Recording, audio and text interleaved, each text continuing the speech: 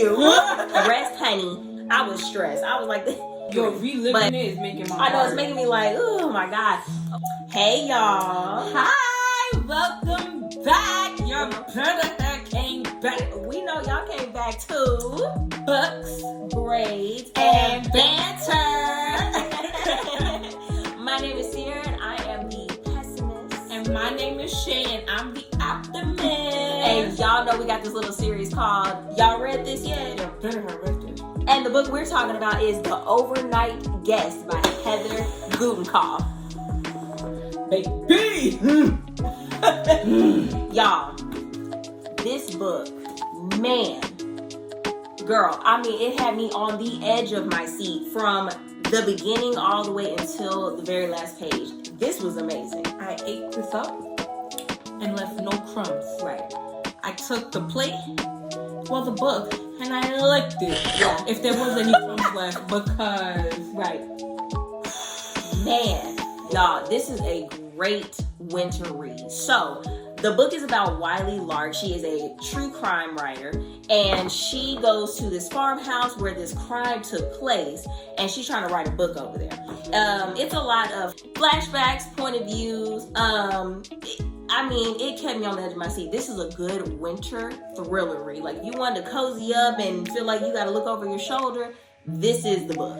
I wouldn't even say to bring some wine, because you gonna be shivering, honey. Right. You might have to use some hot chocolate and some Baileys. Yeah, y'all, this book was fantastic. The book starts off in August 12th of 2000, right? Mm-hmm. It starts off with a woman named Abby Miller who is on a walk with her lab. It's about 9 o'clock p.m., 10 o'clock p.m. She's on a walk with her dog, and she sees this truck out in the middle of this dirt road. It's always people with them dogs. Girl, look, I was like, okay, so we see the truck, let's keep going. Which Keep is what going. she did. I was reversed. Keep going. No. Reverse. That's what I meant. Reverse. Okay. Turn it around. Okay. So she sees this truck. She turns around, goes back home. The next point of view we see is the sheriff. There is a Sheriff Butler. He is just standing out because he's talking about how there was like no crime. It's been like a silent night. Right. He's like, oh, usually this happens and then something big happens. So, that was his point of view. And then we move on to a Debbie Cutter. We move on to a Debbie Cutter. She wakes up her 17-year-old son, which they didn't say his name at first, but 17-year-old son and her husband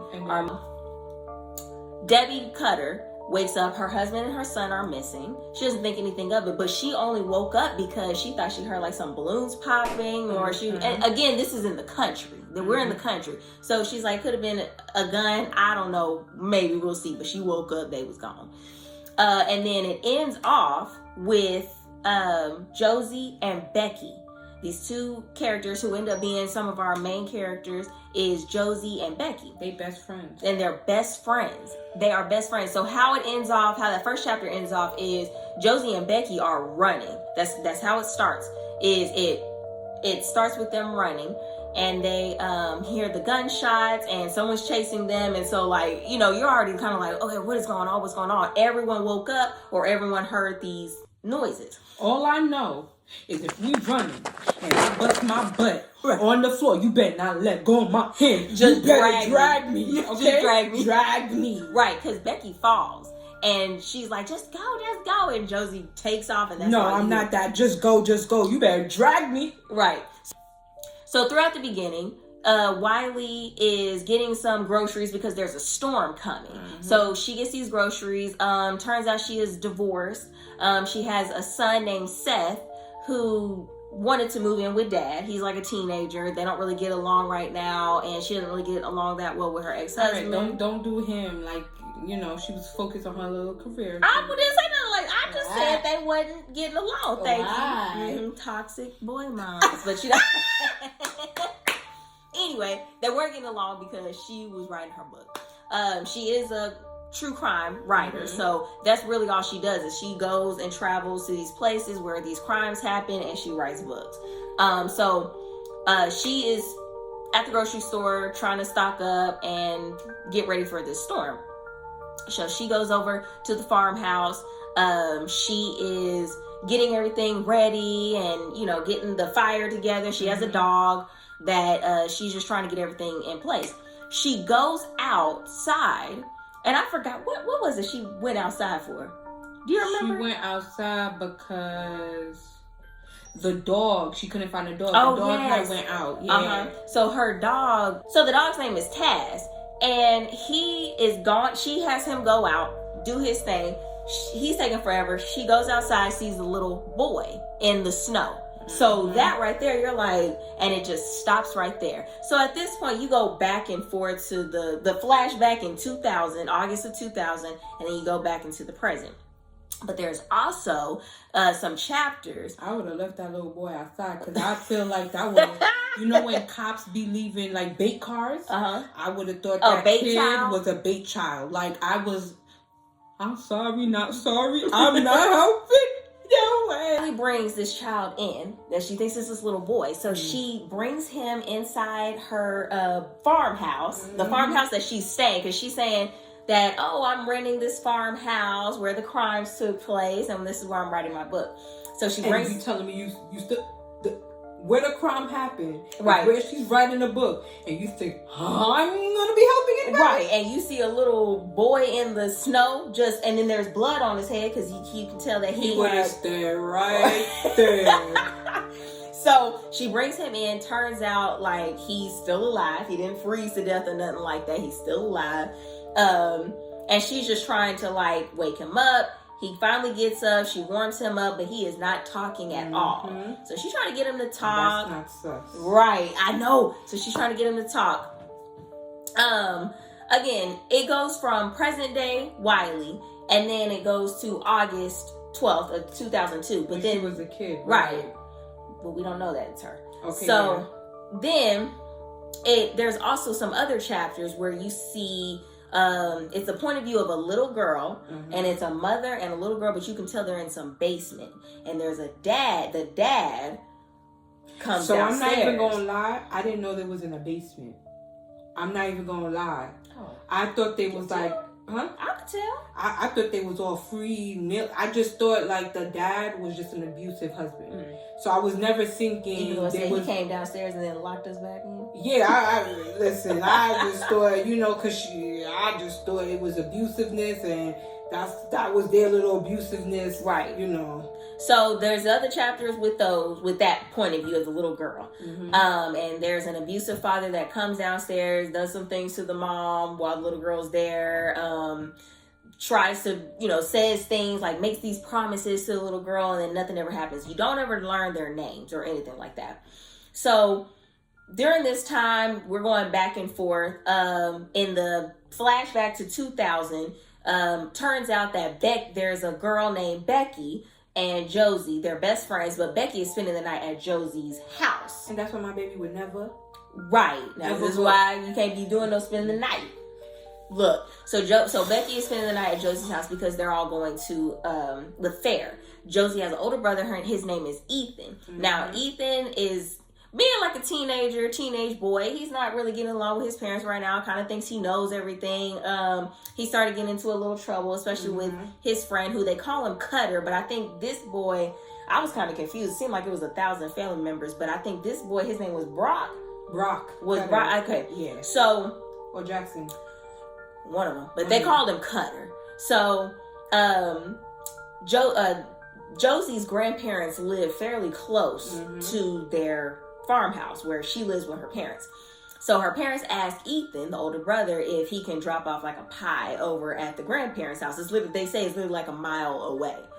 So Josie and Becky are like, oh, can we go with you? Now, Becky is supposed to be some kind of beauty. Like I think these girls are both 12 years old, 12, 13. So they say that she, Heather is writing Becky as like this great beauty, and usually like every guy in town is already trying to hit her up, and she's kind of flirtatious already and all this stuff. So Becky at 12, fast.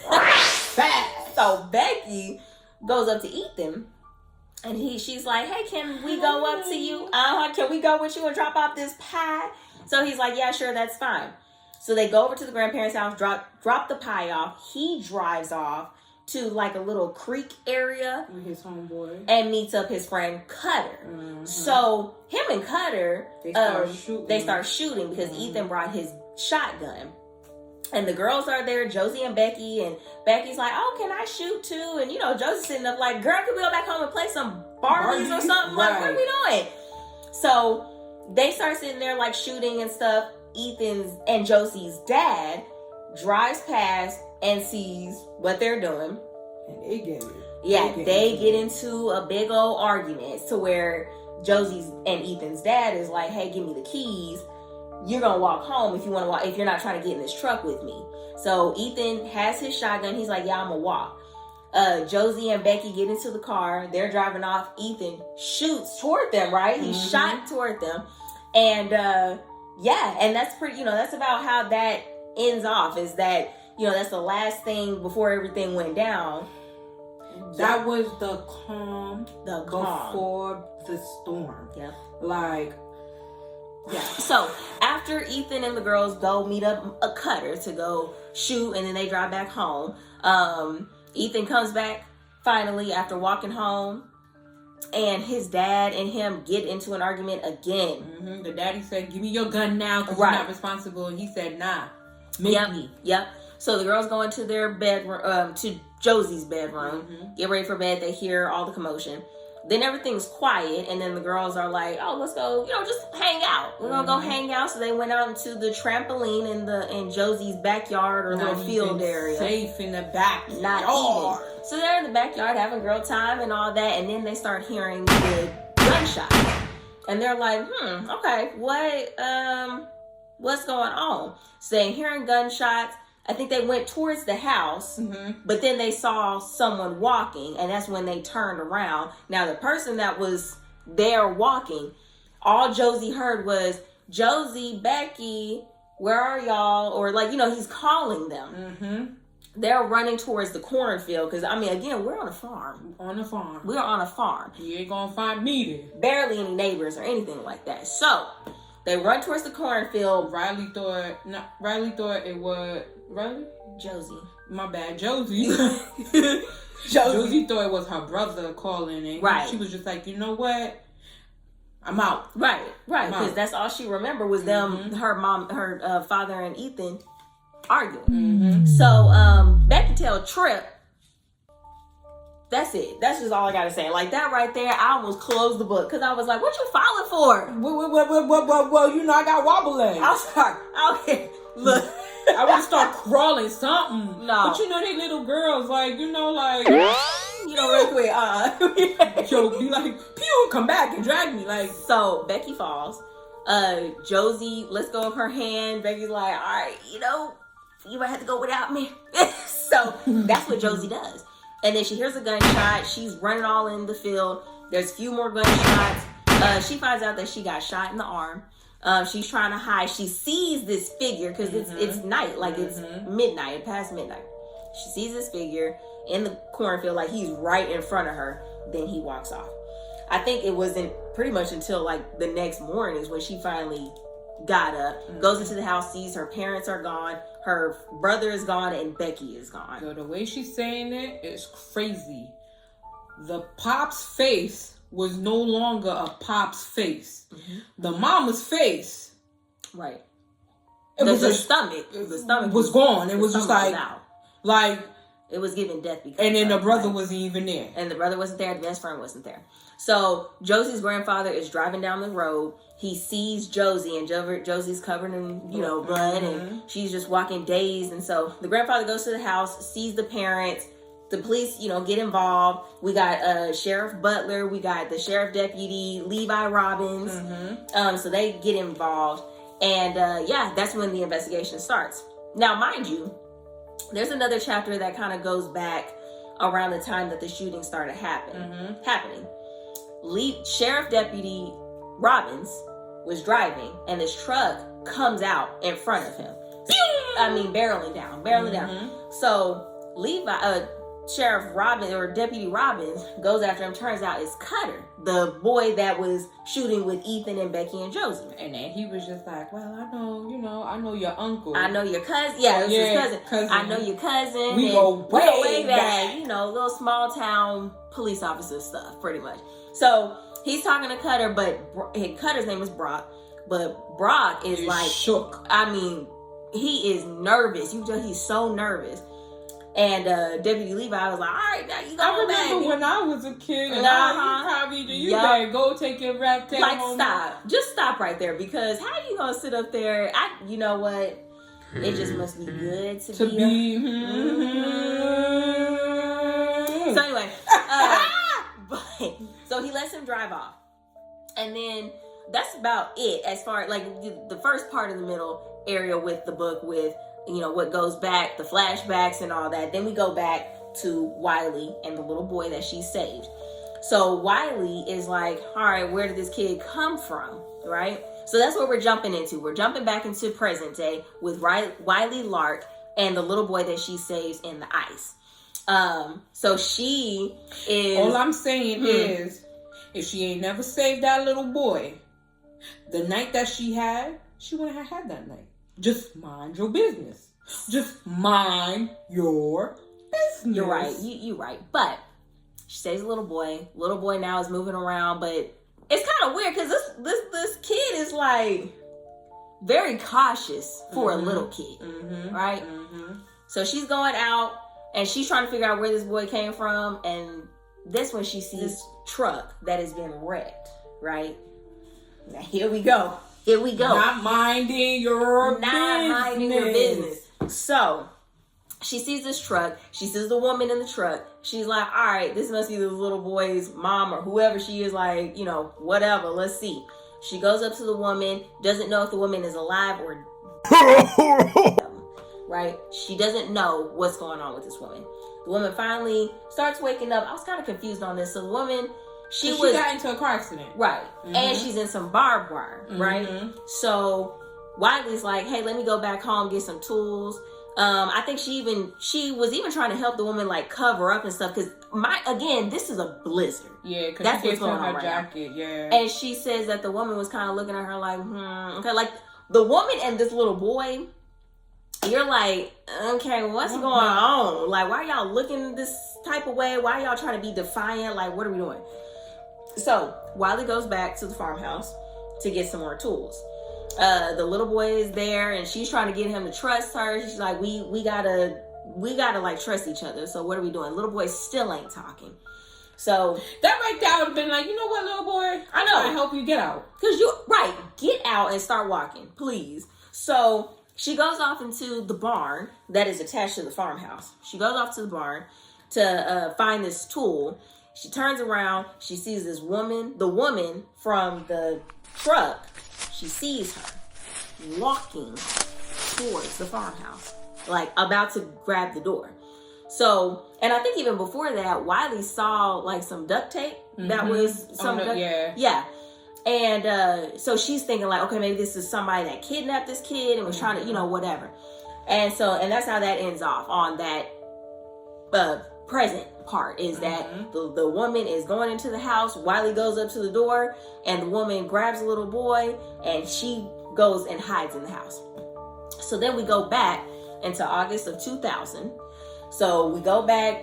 The grandfather, like I said, had found Josie, they found the parents. FBI comes in. They start investigating. Josie goes to the hospital. She moves in with the parents. So the police start doing the investigating. One of the suspects that I guess everyone in town really got towards was this man named Jackson Henley. Now, Jackson Henley lived with his mother. I forgot to say this before, but Josie and Becky, when they were hanging out, they were looking for their dog, Roscoe. And they came across June Henley and Jackson Henley's house. And June Henley, they asked her if they can look on their property for the dog. And June was like, yeah, that's fine. My son is probably around also too. Like, y'all can look around. But his son, kids just be having that little intuition. Right. Where they don't like people. and they was a little creeped out with that man. Right. I was a little creeped out too. Me too, and I already pictured him too, so I was like, all right, no. But he was the town drunk. He was, didn't they say he starved in the war? Wasn't he a veteran? Yeah, and he was and just wasn't getting help. Yeah. Yeah. And then started having, the PTSD, drinking, and all that just wasn't it. But thanks for serving our country. Thank you. Thank you, Jackson. But, so anyway, they went over there to look for the dog, and he ends up being one of the suspects. Now, this boy here, Sheriff Butler, goes up to him, and he's like, okay, like, talk to him. The guy just takes off running. That right there, I was just like, oh, right. He did it. Right.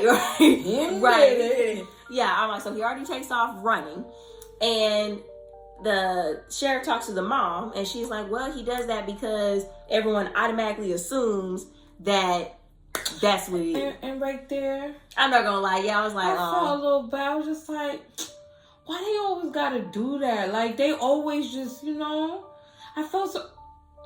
Here she goes. Just for a little bit. I felt so sad. Like, I was just like, oh no, because you shouldn't be running. Stop being stupid. Yeah, but then, and now they're questioning me because the mama had cancer. Yeah, but the cops could be intimidating. Like, I'm scared of the cops. They try. Yeah. But the mama had cancer, so if she's like, okay, now I gotta sit here and talk.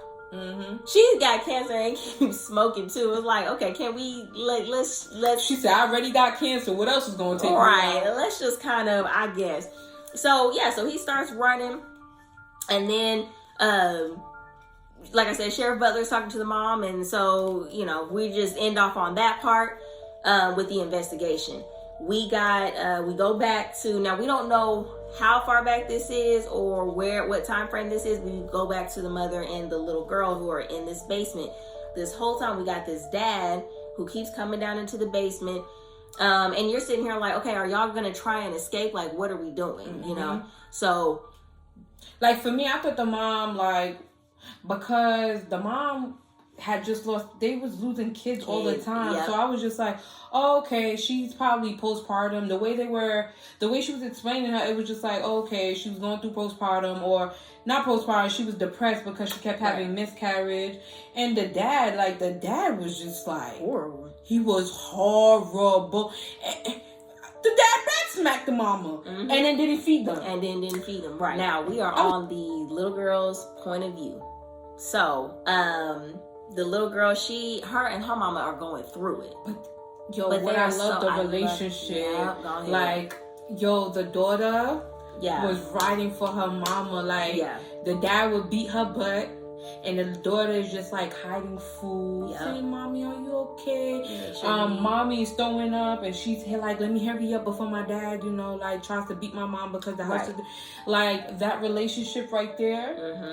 Touched my little tender heart.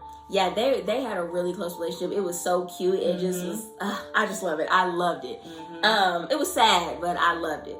We had some parts where the mom was trying to not escape, but I guess mama was trying to figure out the code when he was leaving and all that, because he would come downstairs and he would duct tape them, and was like, "Hey, I got people coming over," and that's when I was just like, right, yep. So.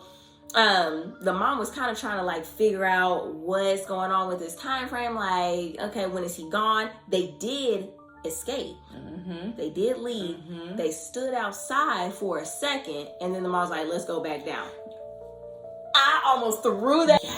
Yes. So they left, and the mom was like, "All right." This is when she calls someone on the phone.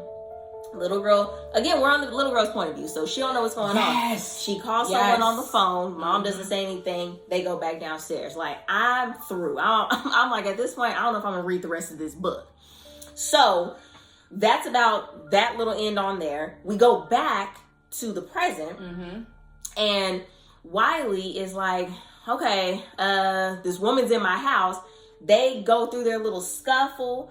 And she's like, look, we got to help each other out. Because at this point, the power done went out in the farmhouse. She's like, we got to help each other out. Everybody get out. At that point. Everybody get out. Everybody. Because the mom and this little boy, you know, little boy trying to help. Right, I'm trying to help you, and you here like getting on to me, trying to get my hatchet. Yeah, because Wiley had a hatchet. Like, she was ready. I mean, like, she real pioneer woman for real. So I'm like, oh my God, like, what are we doing? Is she gonna attack them? Yeah, like it was crazy. So they get into their little scuffle. Wiley's keep talking to the little boy. She's like, what's your name? And the little boy's just staring. And the woman's like, stop talking. Don't say no name. You know, all this stuff. And like, even I was like, look, bruh, we in the same boat. You know, that's what's going on with that little part. We jump back into 2000. Where at this point in the investigation, you know, the police are questioning Josie. They bring up Brock Cutter. She brings up Brock Cutter again and how Ethan had went out to shoot. Right, with Brock. Now, mind you, the grandfather and Josie, they go back to the house. You know which one broke my heart? With the best friend's mom. Was just like, the only person that lives there is where my daughter's staying at. Right. She was working. Right. So at this point, it's because we're in a small town. The news is spreading. Now, Becky's mom, Margot, she works at a supermarket. Yep. And she was ringing in a customer, and the customer was like, hey, did you hear what's been going on? Like, there's police everywhere over at this road. Because mind you, Josie and Becky and the parents and Ethan, they were all leaving at like 6 o'clock in the morning. To go to a fair. Go to a fair. And so this customer comes up to the mom and is like, hey, you hear about all that's going on? And she's like, that's weird, because that's the road that they live on, but I guess they would be gone by now. She calls, no one answers. And then she leaves work, goes over, turns out it's the house. I mean, hear the mom. Oh, I can hear the scream. I can hear the scream. I could hear it. Because she don't know what's going on. And all people are like, is okay, your daughter is missing. We don't know exactly. Yeah. They're looking at the cornfields, all that. So back to when Josie and her grandfather, they go back to the house. Because again, they're on the farm. And so Josie's grandfather's like, hey, I got to take care of the goats that are there. Josie's in there. And she's like hanging out, and she sees this man come in. Turns out it's a man named Randy Cutter. She hid. So she hid, right. So she hid. Randy is standing in the middle of the barn just kind of looking around. We hear this. So we get into a backstory. Randy Cutter and Josie's dad did not get along. They were beefing. Family beef. And that's another reason why Ethan and Brock Cutter could not hang out. Yeah, I think they were fighting for land. Yeah. And it was just, anything. Anything. They were nitpicking at each other. It was a whole thing. So they're fighting over land. The grandfather sees Randy in there. Randy's like, oh, my condolences. Just being fake. Just being fake about it, right? So then he leaves. And Josie and the grandfather, they're tending to the goats. Josie goes over to the bale of hay. She sees a little arm. Not no little arm. Because that arm was connected to her brother. Dun, dun, dun, dun, yep. That's when we come across the body. Find the body of Ethan in the hay. I mean, Josie is going through it at this point. Like, she done found her parents dead. Her best friend missing. Your brother's. Now your brother. I mean, like. No funny. The whole time, when they didn't find Ethan, I was just like, shoot. Her and Josie ran away. He did it. Right. He killed his parents. Him and Becky, yeah. He did it. I already was putting the little. Saying that. Ready? Yeah. He's guilty. Lock his ass up. Yep. So, yeah, they find Ethan. Like, she done lost her whole family. She's lost her whole entire family. So, that's, yeah. Now, cops is right there now. Gotta do the investigation on this one. On this one, yeah. So, this whole time, Deputy Robbins, he's sitting up remembering, like, I stopped Brock Cutter that night. And he was peeling out. So, he keeps going up to Brock. Like, he went up to him a few times and was like, look, I need you to tell me what was going on. And Brock's like, look, I don't know what's going on. I don't know what you mean, yada, yada.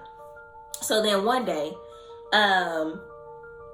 Deputy Robbins is like, he goes up to Debbie Cutter's house, the Cutter's home, talks to Debbie, Brock's mom.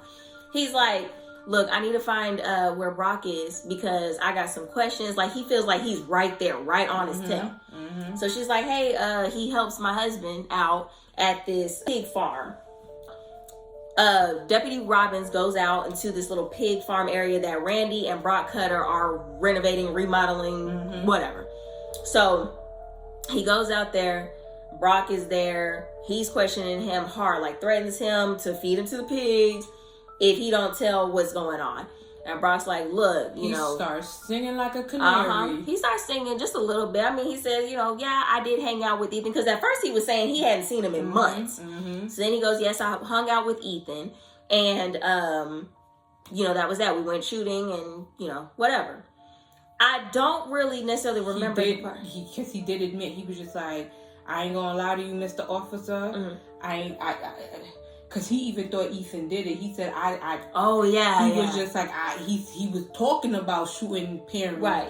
But I didn't think he had it in him. Right, yep. So, the last thing that we hear from about Brock Cutter is Deputy Robbins basically chases him. Because, he is still trying to question. He's still trying to get to it because he's like, dang, like, I caught this kid right then and there, and they get in, or Brock Cutter ends up getting into Yo, it wasn't even a car wreck. It sure wasn't. The car sliced in half. The body was on one side. It was. Woo, it was just like, oh, damn. So I guess he didn't do it. Right. You don't even know. Right.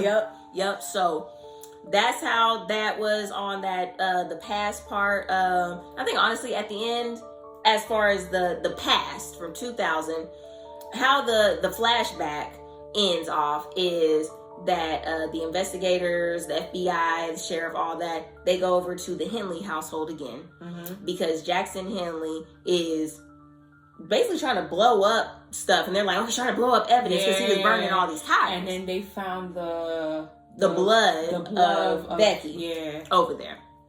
So they, he's trying to do all that with the tires. He's pretty much having a whole standoff with the police.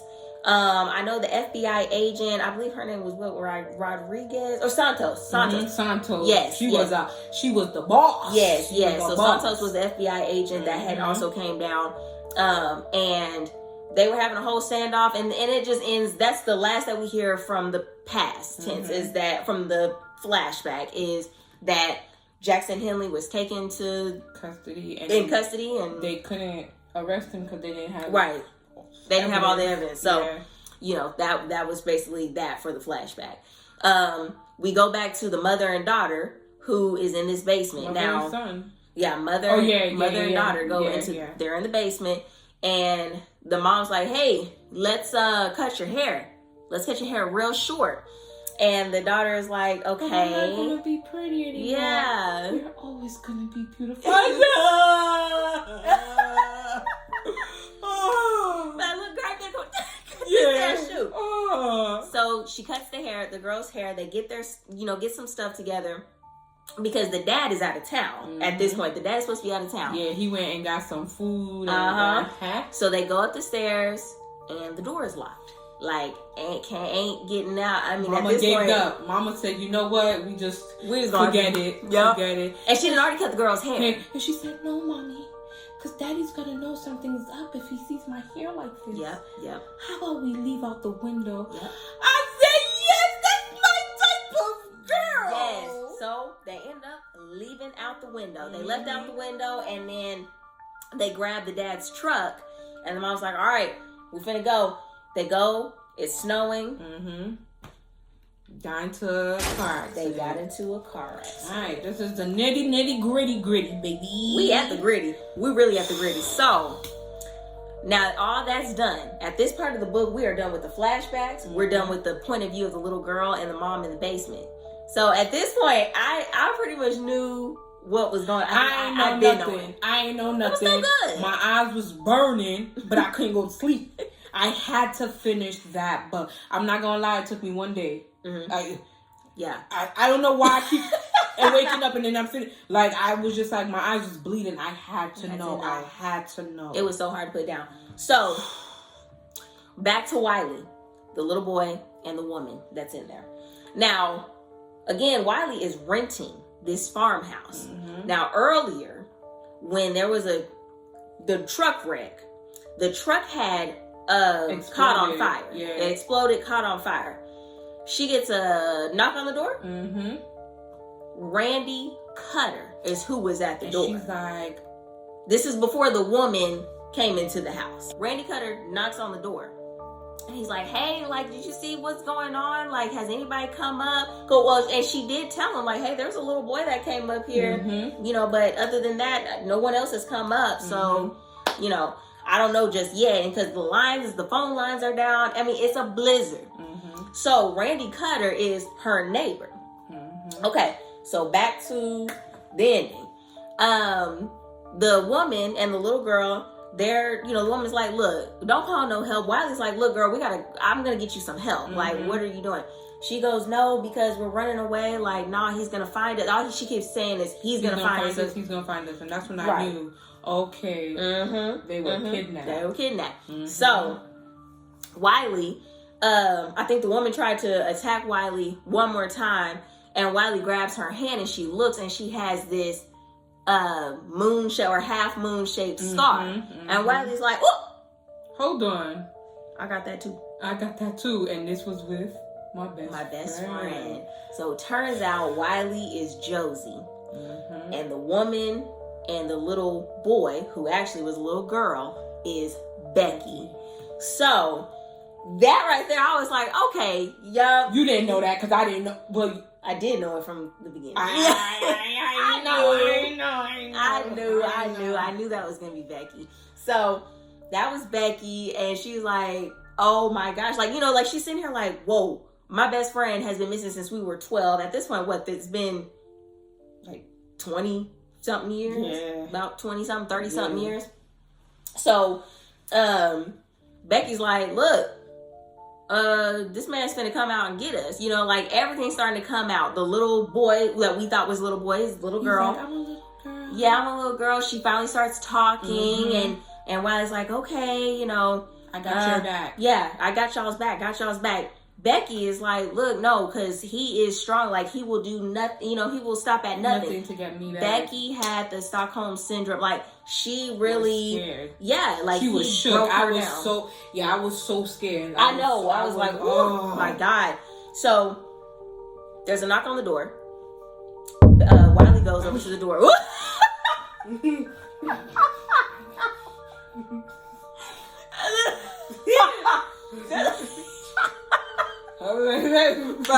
There's a knock on the door. She opens the door. Wiley opens the door. The woman and little girl, they're like, you know, have their little weapons. They're like, you know, sitting on the couch. I'm in the book like, what is going on? Yo, for real, I was going to stop. I was like, this is too much. It's too much. Turns out, it's Jackson Henley. Mm-hmm. Okay? Look. I was like, oh. I ain't gonna lie, Wiley was on something real quick because I was like, Wiley, you doing too much too fast. So it's Jackson Henley, and she's like, is everything okay? Hey, is everything okay? I said, oh my God, that was him. He did it. Mm-hmm. He did it. And that's what Wiley was doing too. He did it. I was just like, get him out. Right. So Wiley takes him to the barn. She's like, yeah, you know, like, here, I got some tools. Can you help me? It's me and my husband here. Can you help put some wood up to the house? Because, you know, we still don't have electricity, yada, yada. She takes him to the barn and locks him in there. Now, honestly, this part, I didn't understand what happened to Jackson. I don't know if Jackson was just too old or what, but he was like beating on the door and then he stopped. And then, like, we never heard anything again. Yeah.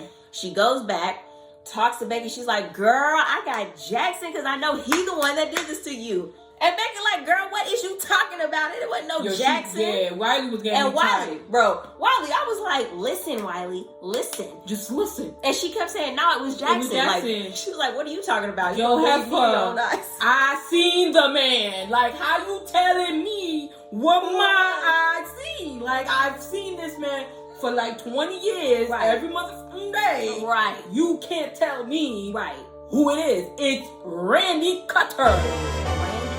Lord! And as soon as Becky pretty much says that, here he comes.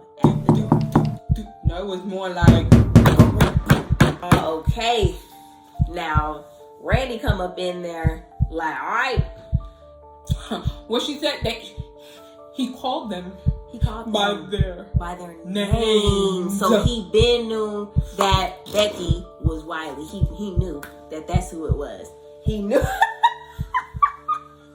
He knew Becky was Wiley. Y'all, man.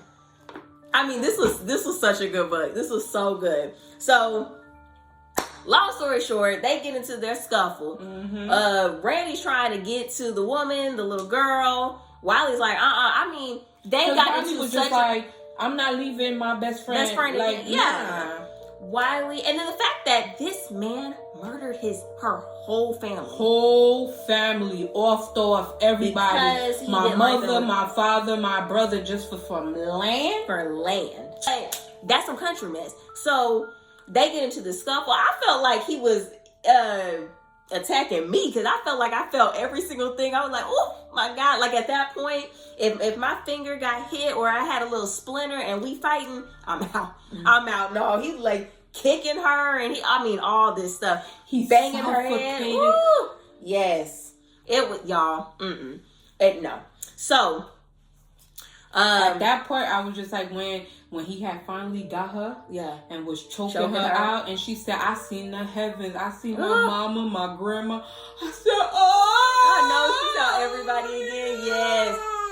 All right, so Wiley ended up taking him out. Finally, I mean, it was a long scuffle, but she finally took him out. Now, actually, the little girl helped her. That's what I'm saying. She was getting choked out. Yeah, and then the little girl came. Oh, yep. Sorry. And the little girl came out. She said, "I gotta help her." This whole time, this girl ain't said nothing. She didn't act like she didn't even care about this woman. She talking about something. I gotta help. She had lost the gun. She found the gun because when they were scuffling.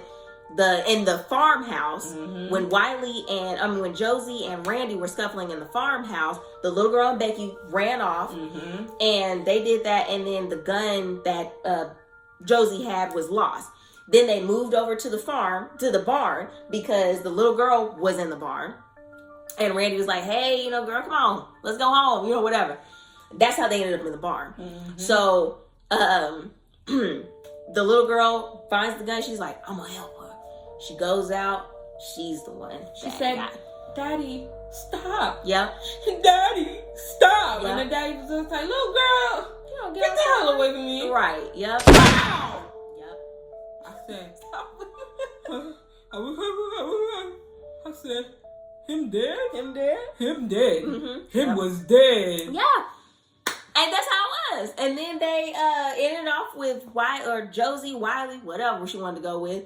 She publishes the book, and Becky and her daughter have a wonderful... And then after that, her and her son made up. And her son made up. I think the reason why they was like, she didn't want to tell the son about the past. That too. And, they made up. Yeah. And then Becky got with her mother, who was the woman that she called when her and the little girl had escaped. The husband wasn't ish, because the husband was just like, ain't nobody looking for you.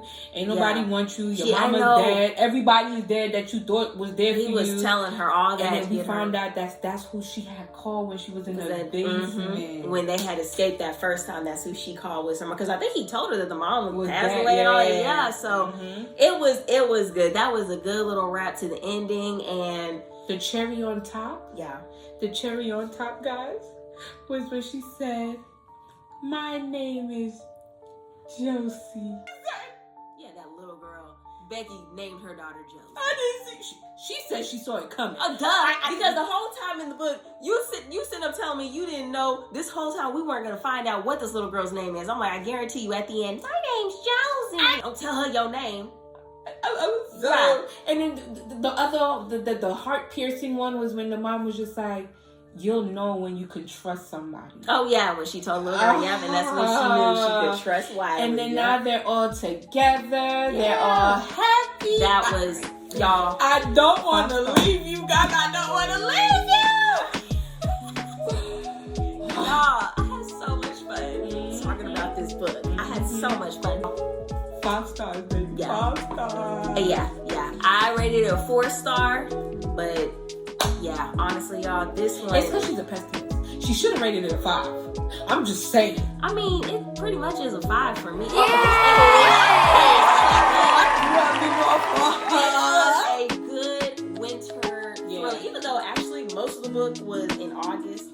But we are not done. We're not. We are not done. We're never done. No, because go ahead and tell them what next week's book is. Next week's book. Miss Kennedy. I've been fiending to read this book. I've been fiending. We are so excited to deep dive into this book. I am ready to have this little book talk. I'm ready to have me some wine. It's going to be grown and sexy, I can feel, with this book. Mm-hmm. So, yes, y'all join us next Monday for Before I Let Go, honey. By Miss Kennedy. Look! So this book is about a couple, Yasmin and Isaiah. They get a divorce. It's a second chance romance. You go through something like what they went through in their marriage. They went through some grief and they're trying to go through co-parenting with their kids. So we just kind of go on that journey on that. So I'm excited. I think I'm into second chance romance books. So I'm excited to see how this, does for me. Because I'm very excited on this one. I've been excited for a while. So yeah, y'all come back. You already know what you gotta do. Mm-hmm. You gotta like, subscribe, and what you gotta do is you gotta comment. Right. Let us know your thoughts, your opinions, and we will see y'all next week. Y'all better come and read with us and come back. Bye. Bye.